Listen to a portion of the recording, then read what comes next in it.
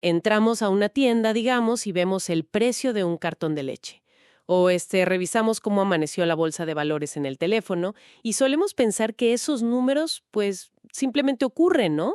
Claro, como si fueran dictados por el clima o una fuerza invisible. Exacto. Pero la realidad es que detrás de cada etiqueta de precio o de cada movimiento en la bolsa hay una maquinaria gigantesca operando sin descanso. Así que, pues, damos la bienvenida a quienes nos escuchan a esta inmersión profunda. Hoy vamos a desarmar esa maquinaria pieza por pieza. Y fíjate que para lograrlo, nos vamos a sumergir en un documento fascinante. Es un análisis de mercado sumamente detallado creado por Gerardo Aparicio y Fernando Sánchez Mejía para Actinver y Acelera Academy. La verdad, es una joya. Sí, totalmente, porque la misión de este material, o sea, lo que hace es quitarle el velo a las finanzas y a la economía.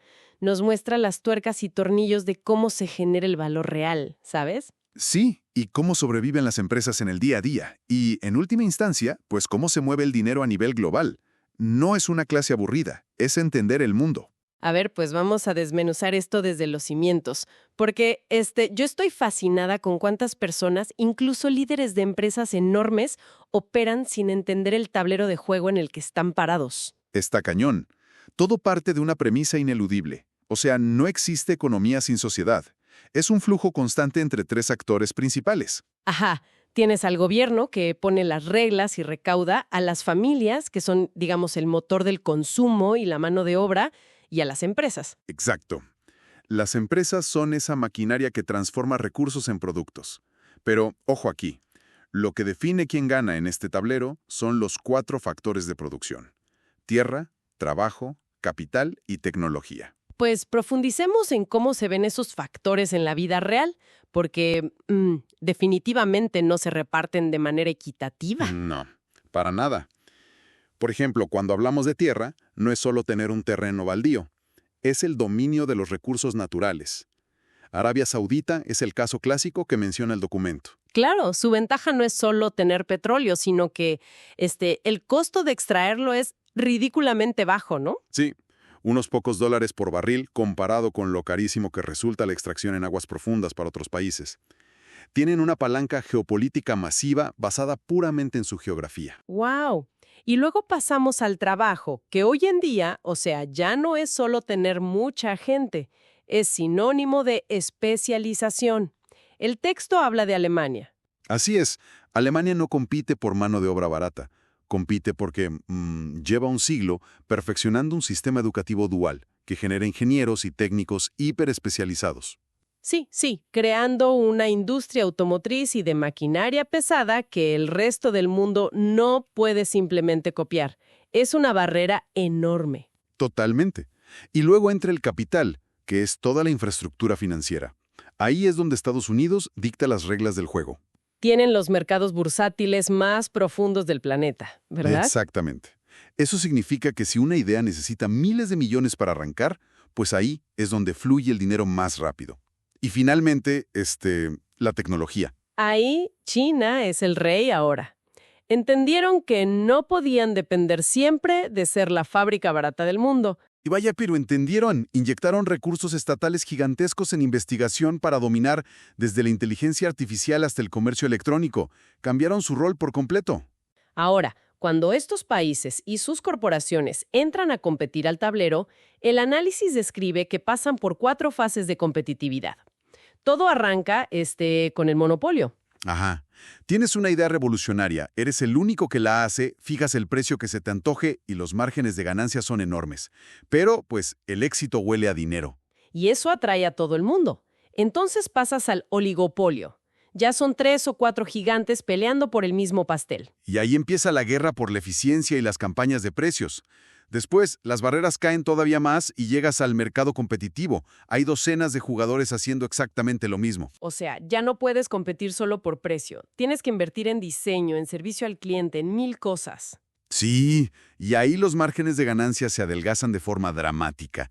Pero la última fase, el riesgo de competitividad extrema, es la más peligrosa. A ver, sobre esa 4ª fase, yo tengo una duda. ¿No es esta competitividad extrema una especie de carrera hacia el fondo donde todos pierden? ¿Por qué lo dices?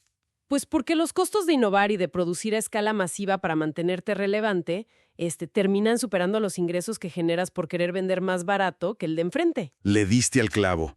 Ese es el punto de quiebre donde la mayoría fracasa. Bajar el precio te quita oxígeno financiero mientras tus costos fijos no dejan de crecer. Ya no compites por ganar mercado, sino puramente por no desaparecer. Y para sobrevivir a esta trampa, las empresas tienen que entender algo básico, ¿no? Exacto, que el valor de lo que producen y el dinero que atraen se rigen por reglas distintas. Es increíble cuántas empresas colapsan porque confunden economía con finanzas. Uy, sí. Las usamos como sinónimos en las noticias, pero operan bajo lógicas completamente separadas, empezando por el concepto de precio. La diferencia ahí es abismal. En economía, digamos que el precio es un mecanismo de equilibrio. Son matemáticas frías. Si hay una helada que destruye los cultivos de tomate, hay menos tomates. La oferta cae y como la gente sigue queriendo su salsa, el precio sube hasta que alguien dice, bueno, ya no pago esto. Exactamente. Es un ajuste entre lo que hay y lo que se quiere hoy. Pero en finanzas, el precio no mira al presente, mira al futuro. O sea, el precio de una acción de una empresa tecnológica no refleja cuántas computadoras vendieron ayer. No, refleja las expectativas de los inversionistas sobre cuánto dinero va a generar esa empresa en los próximos 10 años, ajustado por inflación, riesgos políticos, todo eso. Y con la demanda pasa lo mismo. En el mundo económico, la demanda depende de tu ingreso. Si gano más, compro mejores cosas. Pero en el mundo financiero, la demanda se fabrica. Depende brutalmente de qué tan visible es el producto, de campañas psicológicas. Y el arma más letal para alterar esa demanda es sin duda el crédito. Uy, el crédito cambia por completo la física del consumo. Totalmente. Cuando una tienda te dice, llévate esta tele hoy y págala a 12 meses sin intereses, no le están bajando el precio. El valor sigue siendo el mismo. Lo que hacen es eliminar la barrera de soltar el dinero hoy. Están tomando tu capacidad de pago del futuro y la traen al presente. Exacto. Y eso infla la demanda de una forma que la economía clásica no puede explicar tan fácil. Pero a ver, ojo aquí, porque aquí entra una ilusión contable muy peligrosa que el documento advierte. Asumimos que una utilidad neta alta significa que la empresa le está rompiendo y es un éxito. Y no siempre es así. Exacto. Si le rascas un poco a los números, a veces esa utilidad es un espejismo financiero generado por, no sé, la venta accidental de un edificio, y no por una operación saludable de sus productos. Y el mercado eventualmente castiga esos espejismos, te lo aseguro. La utilidad neta es lo que te queda después de restar todos tus gastos a los ingresos. Si vendes un activo fijo, eso es un ingreso extraordinario. Claro, al siguiente trimestre ya no tienes otro edificio para vender. Así es. Una operación saludable requiere que el núcleo del negocio sea lo que genere ese flujo positivo. Y si decides usar crédito para atraer clientes, vas a tener un desfase. Entregas el producto hoy, pero lo cobras en un año. Y tienes que sobrevivir esos meses pagando nóminas, rentas, luz. Exacto. Y para no asfixiarte en el intento, necesitas calcular tu factor de vida o muerte, tu punto de equilibrio.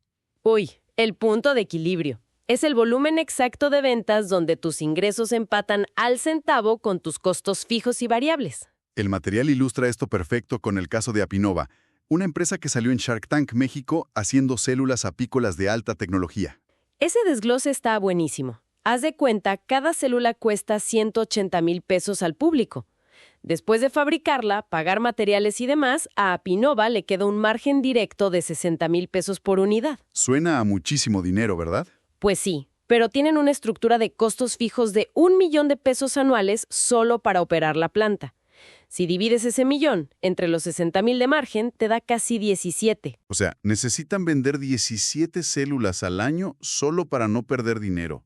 Si venden 16, tienen que poner de su bolsa. Y a partir de la 18 ya es ganancia pura. Y esa presión por llegar a la venta 17 es la que mantiene andando todo, porque si fallan, se desencadena un caos. Un efecto dominó macroeconómico, sí. La escasez genera sobredemanda. Los pocos productos que salen se subastan carísimos. Las empresas contratan fletes de emergencia y todo ese sobrecosto se le pasa al consumidor. Creando inflación, claro. Y para que la producción no pare, las empresas dependen de un aliado clave. Los proveedores. A veces se les subestima mucho. El análisis menciona a Grupo Murlota, que maneja huevos de gallinas de libre pastoreo. Ajá. Ellos integran a sus proveedores de una forma donde no solo les dan insumos, les dan tiempo. Exacto. Les entregan a los emprendedores rurales las gallinas y el alimento por adelantado, como un crédito en especie. El productor genera el huevo, lo vende y meses después liquida la deuda inicial. Es que, viéndolo así, los proveedores no son solo vendedores de materia prima. Funcionan como el primer banco para un emprendedor. Te pasan el balón para que anotes y ya que metiste gol y cobraste, te cobran el pase. Esa analogía está perfecta. Y justo por eso, si tu pasador exclusivo se lesiona, o sea, quiebra, tu negocio se paraliza. Por eso es vital la diversificación de proveedores. GNP Seguros es el ejemplo que usan, ¿no? Sí, tienen una red masiva de talleres, hospitales y clínicas. Si un taller entra en huelga, el sistema transfiere a los clientes a otros nodos al instante, garantizando que el servicio nunca pare. Ok, entonces logras tu punto de equilibrio, tienes buenos proveedores diversificados y sobrevives. Pero a largo plazo los competidores van a querer robarte el mercado. ¿Cómo proteges el castillo? Tienes que construir murallas. Y ahí entran herramientas como el benchmarking, que es analizar a los líderes de la industria para superar sus estándares. Pero la clave real está en las 5 fuerzas de Porter. Michael Porter. Evaluar la amenaza de nuevos competidores, el poder de los clientes para exigirte precios bajos, el de los proveedores para subirte costos y los productos sustitutos. Exacto. El inversionista Phil Town le llama esto la regla número 1, crear barreras de entrada fuertes.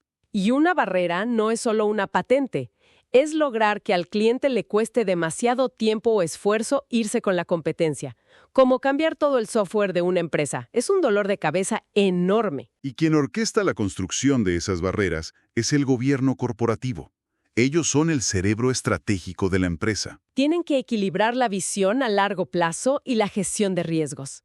El texto usa a Elon Musk como el arquetipo de esto. Sí. Con Tesla y SpaceX, Musk redefinió industrias enteras, bajó los costos de baterías y cohetes masivamente, creando barreras de entrada casi insuperables. Pero, a ver, yo me pregunto algo. Llega un punto en el que un líder excesivamente disruptivo, capaz de mover mercados enteros con una red social, se convierte en la mayor amenaza para el propio gobierno corporativo que construyó. Es una excelente pregunta. El choque entre la genialidad y la estabilidad es constante. El capital ama la visión de un fundador, pero detesta la incertidumbre. Claro, cuando las decisiones dependen de impulsos de madrugada, la volatilidad se dispara. Por eso el reto del gobierno corporativo es ponerle un arnés de seguridad a ese líder para que sus exabruptos no arrastren a los inversionistas al abismo. Y hablando de esos inversionistas, ¿cómo evalúan si vale la pena comprar una parte de la empresa? El curso nos muestra 2 grandes escuelas. Así es, el análisis fundamental y el análisis técnico. El fundamental es pura introspección financiera.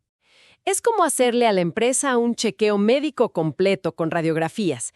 Pides el balance general para ver activos y deudas, el estado de resultados para ver si hay ganancias y el flujo de efectivo. Exacto, el fundamental busca el valor intrínseco, pero el análisis técnico es otra historia. Ignora los estados financieros por completo. El técnico es más bien como leer el diario íntimo del mercado para entender sus drásticos cambios de humor emocionales, ¿no? Totalmente. Su premisa es que los mercados no son racionales, sino emocionales. Y la historia de cómo nació esto, es fascinante. Sí, en el Japón del siglo XVIII con Munehisa Onna. Exacto. Onna era un comerciante de arroz en Osaka. Se dio cuenta de que las cosechas no justificaban los cambios tan violentos en el precio del arroz. O sea, los precios no solo se movían por oferta y demanda. No, se movían por el miedo y la codicia humana de los comerciantes.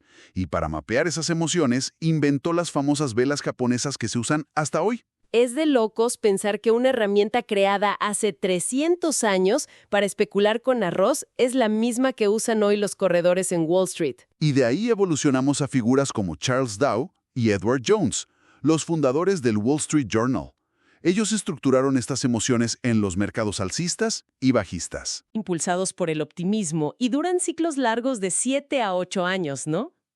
Sí, crecimiento cíclico. Y los bajistas son generados por el miedo y la sobrevaloración. Como dicen, el mercado alcista sube por las escaleras, pero el bajista se tira por la ventana. Las caídas son rápidas y brutales. Destruyendo en meses lo que tomó años construir. Pero, incluso si descifras todo este análisis técnico y fundamental, el tren se puede descarrilar si la vía falla. Y esa vía es la macroeconomía del país. El material usa una analogía súper clara. La economía es una motocicleta. Una llanta es la política monetaria, que controlan los bancos centrales. Suben o bajan las tasas de interés para acelerar la economía o frenar la inflación. Y la otra llanta es la política fiscal, que maneja el gobierno, aumentando o reduciendo impuestos y gasto público. Exacto. El arte es usar ambas políticas para mantener el equilibrio y que la motocicleta avance sin derrapar. Pero, a ver, yo quiero hacer una advertencia aquí sobre las métricas que nos venden. Festejar el crecimiento económico nominal sin eliminar la inflación es una ilusión peligrosísima. Totalmente de acuerdo.